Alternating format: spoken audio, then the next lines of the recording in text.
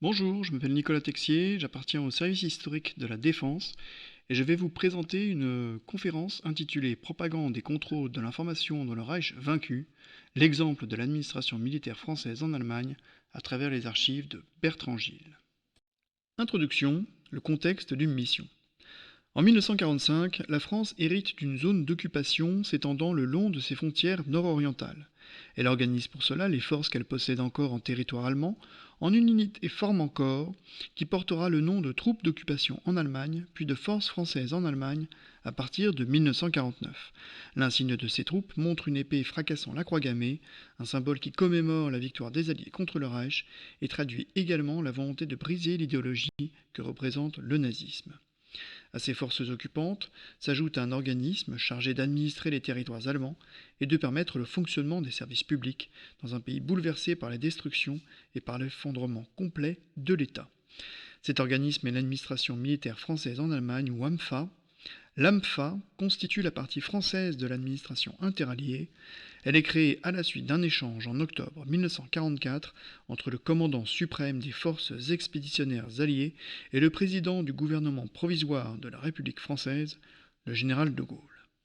Placée sous l'autorité du chef de l'état-major général de la défense nationale, elle portera aussi le nom de Mission militaire pour les affaires allemandes et comprend un centre d'organisation du gouvernement militaire français en Allemagne dans lequel se trouve une direction propagande-information où servira Bertrand Gilles. La direction propagande-information, un outil de dénazification. La dénazification mise en œuvre par les Alliés s'impose comme une nécessité en raison de plusieurs facteurs. Tout d'abord, le caractère inouï de la barbarie nazie, révélé lors de la découverte des camps d'extermination, des massacres et des exactions perpétrées dans les pays occupés. Ensuite, par l'empreinte totale qu'a eue le parti nazi sur la société, l'économie et l'esprit public allemand, à travers un ensemble de mouvements et d'organismes destinés à embrigader les Allemands et les Allemandes, du berceau à la vieillesse, dans leur éducation, leur métier, leurs loisirs, leur sport, leur natalité, leur sociabilité et bien entendu dans leur service militaire. L'ensemble de ces structures furent ainsi sollicitées lorsqu'il s'est agi pour le Reich de mobiliser tout le peuple allemand dans une guerre totale. S'y ajoute l'impératif de briser à jamais le militarisme allemand, qui s'est particulièrement manifesté à l'encontre des Français lors des guerres de 1870, 14-18 et 39-40. S'y ajoutent également les craintes d'une lutte secrète menée par les plus fanatiques partisans du régime déchu, membres de la SS ou des services de sécurité du Reich, ou par ceux qui ont grandi dans les jeunesses hitlériennes. Certains rapports français mentionnent ainsi en 1946 des réunions secrètes de jeunes militants nazis. Enfin, pour les Américains, Britanniques et Français, la dénazification procède d'une volonté de conforter le camp des démocraties grâce à l'émergence d'une Allemagne démocratique, tandis que pour les Soviétiques, il s'agit de conforter le camp socialiste en faisant de l'Allemagne un pays frère, satellite de l'Union soviétique. La dénazification se traduit premièrement par l'épuration de la société allemande grâce à la condamnation des principaux responsables du régime, par les procès de Nuremberg et les procès liés. Pour la seule zone d'occupation américaine, ils donneront lieu à 5000 inculpations, 800 condamnations à mort et près de 500 exécutions de criminels de guerre.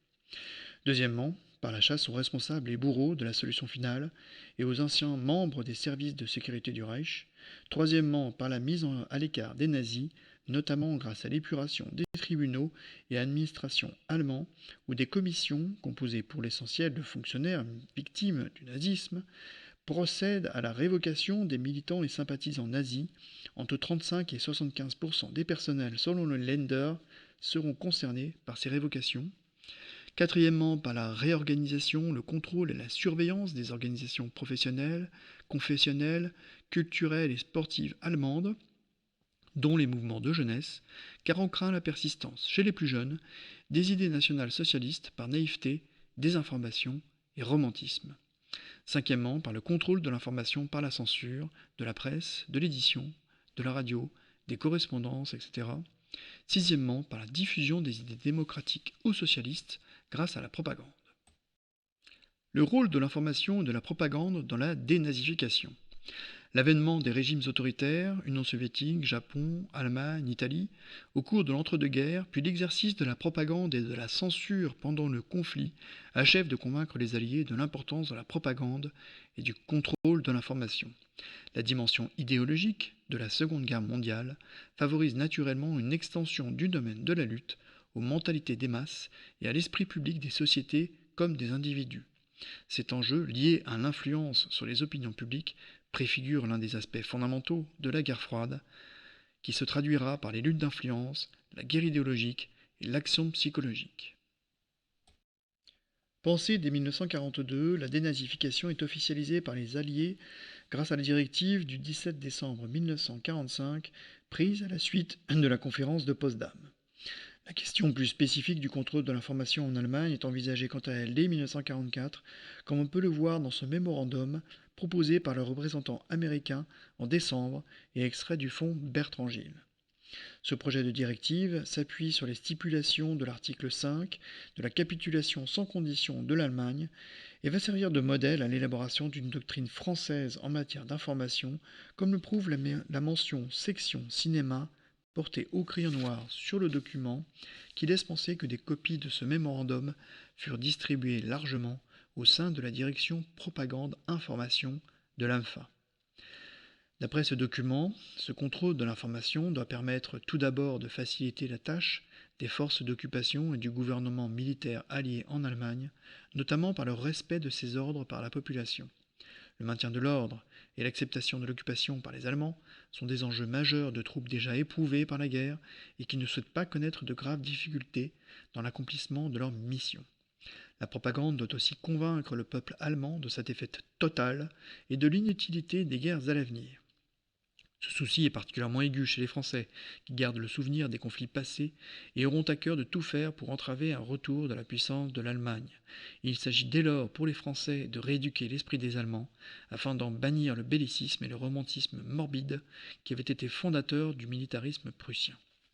La propagande est aussi chargée de révéler aux Allemands l'horreur de la solution finale et l'ampleur des exactions allemandes dans les pays occupés, partiellement ignorées, volontairement ou non par la population allemande, la destruction des Juifs d'Europe et les massacres de populations civiles en représailles de l'action des partisans font ainsi l'objet d'une propagande destinée à culpabiliser les Allemands.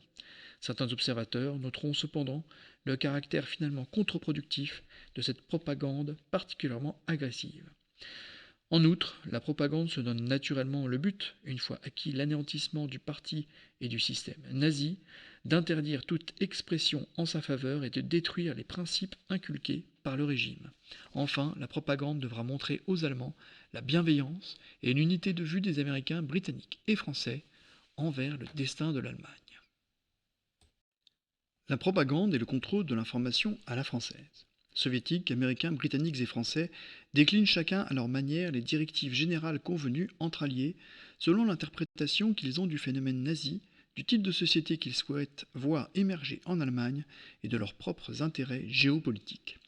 Les Soviétiques interprètent ainsi le nazisme comme le fruit des contradictions du capitalisme allemand qui sera éradiqué dès que le changement des rapports de propriété aura brisé la base économique sur laquelle cette idéologie avait prospéré. Les Britanniques accusent quant à eux le militarisme prussien et le triomphe maladif chez chaque Allemand de sa part d'ombre qui se serait propagé comme une peste brune. Marqués par l'occupation, les Français estiment que le nazisme est l'accomplissement naturel de la pensée allemande et qu'en tout Allemand sommeille un agresseur, raison pour laquelle ils s'attacheront longtemps à contraindre le redressement de l'Allemagne. Pour tous les Alliés, l'avenir de l'Allemagne constitue ainsi un problème de civilisation. L'installation des troupes d'occupation dans la zone française s'accompagne dès lors d'une politique générale de l'information et de la propagande en Allemagne, voir le document extrait du fonds Bertrand-Gilles, largement inspiré de la directive générale élaborée par les Alliés. Elle conduit ainsi les forces armées françaises à élaborer une véritable politique culturelle, limitée néanmoins à ses buts et surtout aux moyens modestes dont elle dispose et qu'elle peut déployer dans un pays qui manque encore de tout et sort dévasté de la guerre. La politique englobe néanmoins les médias suivants: agences d'information, journaux et périodiques, maisons d'édition de livres et de disques, imprimeries, messageries de livres, quotidiens et revues, sociétés de production et de diffusion cinématographique, entreprises de spectacle, radiodiffusion. Tous ces médias sont destinés à être concernés d'une part par la censure, interdiction de tout message, spectacle ou publication indésirable, licenciement des personnels douteux, saisie des œuvres marquées de l'influence nazie, limitation générale des moyens de radiodiffusion, etc. Et d'autre part par la propagande, à travers la promotion des productions et des mouvements culturels porteurs des idées démocratiques et provenant le plus souvent de France, d'Angleterre ou des États-Unis. Films étrangers, documentaires provenant des Nations Unies, etc. On cherchera ainsi à offrir un débouché pour les artistes occidentaux à travers des rencontres, des tournées et l'ouverture du marché allemand de la culture au cinéma et aux romans américains, français et britanniques. La direction propagande information, organisation et effectifs. Les directions propagande information appartient au centre d'organisation du gouvernement militaire français en Allemagne, appartenant à l'AMFA. Celle-ci est placée sous la tutelle du chef de l'état-major général de la défense nationale, préfiguration de ce qu'est aujourd'hui le chef d'état-major des armées. À ce titre, l'AMFA est donc un organisme interarmé. Les motifs précédant l'ordonnance portant création de l'AMFA spécifient qu'il n'est pas désirable de s'enfermer ici dans des limites trop strictes ou dans des procédures longues et compliquées pour le recrutement, l'instruction et l'administration du personnel nécessaire. En bref, poursuit l'ordonnance, le service français de l'AMFA doit conserver au début une grande souplesse d'organisation et de fonctionnement. Grâce à cette ordonnance, le chef d'état-major général de la Défense nationale dispose ainsi de toute la latitude nécessaire pour pourvoir l'AMFA des personnels qualifiés indispensables, et ce sans s'encombrer des filières de recrutements habituelles. Rédaction, radiodiffusion, dactylo, interprétariat, fabrication, culture, enquêtes et statistiques. Les besoins diffèrent en effet très largement des filières que pratiquent les armées dans leur recrutement de personnel pour les unités ou pour les services de soutien comme le train, les munitions ou le génie. Le recours rapide à des personnels civils disposant des spécialités nécessaires, dont fait partie la connaissance de la langue allemande, s'avère donc indispensable. Ils disposeront d'un statut correspondant à ce que l'on appelle aujourd'hui des officiers sous contrat, et qui confère d'emblée un grade correspondant à leur qualification. C'est dans ce contexte que Bertrand Gilles, jeune archiviste paléographe, endosse l'uniforme afin de servir 1 an en Allemagne. Sous l'appellation d'attaché de première classe, correspondant sans doute au grade qu'il aurait eu dans l'administration, il occupe l'un des 3 postes d'officier adjoint au colonel commandant la direction propagande information. La direction propagande information comprend 5 sections: documentation générale, presse édition, radio, théâtre et cinéma. À l'exception de la publicité par voie d'affichage, tous les médias sont ainsi représentés. L'organigramme détaillé de la direction fait apparaître, outre ces 5 sections, un bureau, semble-t-il, dirigé par Bertrand Gilles et comprenant un interprète traducteur, 3 secrétaires dont un bilingue et un dactylo, un bureau de la censure, 3 personnes, un bureau du contrôle des recettes, 3 personnes, un bureau du contrôle des personnels allemands, 3 personnes, ainsi que 4 sous-sections de 2 personnes chacune, pour le spectacle parlé, la musique et les spectacles musicaux, les variétés comprenant les spécialités spectacles et lieux de plaisir, les disques et éditions musicales.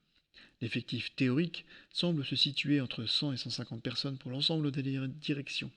L'état-major du directeur comprend ainsi 25 personnels, 13 officiers, 8 sous-officiers, 2 secrétaires et 2 interprètes, et la section cinéma, la seule dont nous ayons l'organigramme, prévoit à son effectif 10 officiers, 2 sous-officiers, 5 dactylos, 4 manœuvres et 2 opérateurs de projection, soit un total de 23 personnels, dont 8 seulement sont affectés lorsqu'est constitué l'organigramme.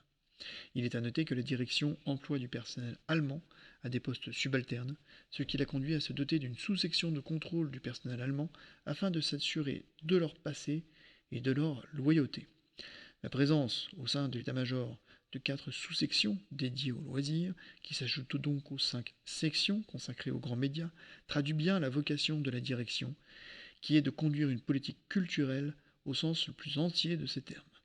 On notera cependant l'absence des arts plastiques dans les secteurs culturels pris en charge par la direction. Malgré l'instrumentalisation de la peinture et de la sculpture par le Troisième Reich, le secteur des arts plastiques a dû paraître trop sinistré après 6 années de guerre et de dictature pour justifier un effort de la part de la direction propagande information, sa portée auprès des masses étant par ailleurs incertaine. En conclusion, les archives militaires de Bertrand Gilles, une source sur la dénazification française en Allemagne. Le fonds militaire de Bertrand Gilles reflète aujourd'hui tout ce contexte et ses missions. Il s'agit essentiellement des documents dont il a eu besoin avant de prendre son poste, puis de ceux qu'il s'est vu communiquer après sa prise de fonction. Les directives américaines et françaises sur le contrôle de l'information y occupent naturellement une bonne place, accompagnés des papiers gardés par Bertrand Gilles en souvenir de sa formation.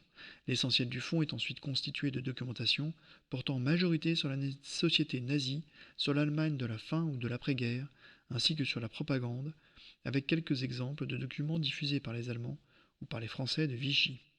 On y trouve en particulier d'importantes synthèses, rédigées par les forces américaines, et faisant le point sur l'organisation et l'idéologie du Troisième Reich dans le cadre de la psychological warfare menée par les États-Unis contre leurs anciens ennemis et qui annonce déjà celle qu'ils mèneront bientôt contre leurs anciens alliés soviétiques.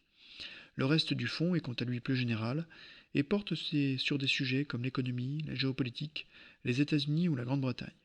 Les revues de la presse étrangère et les bulletins publiés par l'AMFA complètent l'ensemble et visaient à fournir les connaissances nécessaires aux militaires français chargés d'appliquer la politique culturelle de la France dans le Reich vaincu.